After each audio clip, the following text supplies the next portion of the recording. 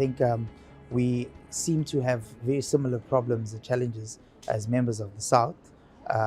For example, we have a very huge youth bulge in most countries of the South, and I think that we have to find ways, meaningful ways of addressing the demographic dividends, and harnessing rather the demographic dividend. The challenge is youth bulge must be accompanied with the adequate skills. And it's one of the challenges that we seem to have with the slow economic growth. We've got to find ways and means through cooperating with various member states from the South to find ways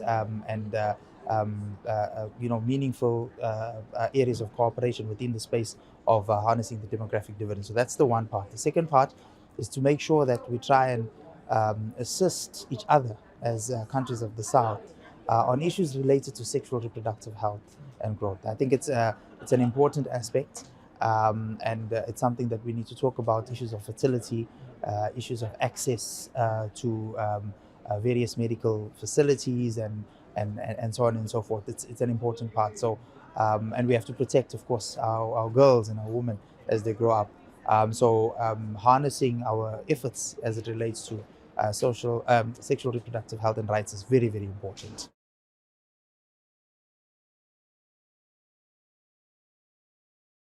So we've got a wonderful partnership with UNFPA, and we are part of PPD as well, which is a membership of around 27 countries of the South. We're doing excellent work together. Just for example, we do run a number of programs, particularly on SRHR, across various regions, and I think we're doing quite well on that. I think one of the other programs that we run in South Africa is around population development, and we have a university that teaches demography and population development. It's a sense of excellence that we have, and we've had the privilege of having a number of countries come and join the university and be part of that program, and it's something that we're expanding rapidly. We are also contemplating the possibility of having a South-South Youth Forum through PPD and the support of UNFPA. I think it's important because it will assist us in addressing the issues of the demographic dividend. But another important aspect is around providing social protection measures. And I think just yesterday we spoke at one of the sessions in South Africa, and we highlighted how through what we call the child support grant, we've been able to provide support in the form of cash transfers, particularly to children from birth all the way to 18 years, but even beyond 18 years, other government departments then take over and provide that support. I think that's important, particularly for people coming from poor households, indigent households. It's important. It helps them get ahead in life. And so we provide a lot of support in that area.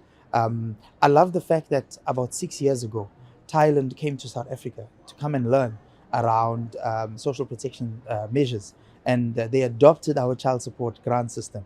And now, yesterday, when we heard in the presentation, Thailand is implementing the system that they learned from South Africa. And I think that that's a fantastic way of practically making sure that we, in the spirit of cooperation, we begin to see some of these solutions being rolled out in some countries of the South. So I think that's quite useful. One of the other things we highlighted yesterday, which is something that we've learned lessons from, and I think other countries are also, we encouraged other countries to do this. Firstly, was to ensure that we use evidence-based research that assists us in terms of policy making. That's quite important. Secondly, we highlighted the importance of political will in expanding such programs and making sure that governments take an interest in supporting women, but also in supporting young girls and children. It's very important. We always say that if you neglect the support to children and investments to children, essentially what you are inevitably doing is neglecting the future of your country. So it was that. We also highlighted the importance of stakeholders and partnerships. Hence, we have UNFPA that we work with within the context of PPD as well. And so that's quite important in development agencies. But quite importantly as well was the use of digital technology. And the fact that we need to make sure that we use technology. And I think COVID-19 has given us that opportunity. There's a lot of negativity that came with COVID, but I think it ushered us into a new realm of digitization, which is one of the things that we took out of it as an opportunity, at least. So those are some of the recommendations that we put forward. I think we need to see more practical solutions being rolled out within countries of the South. I would love a situation where, when we meet again, we get country experiences that they've gained from other members of the South, and we begin to build and create a multiplier effect of that. I think if we do that, we'll create a worldwide revolution as countries of the South. Thank you very much.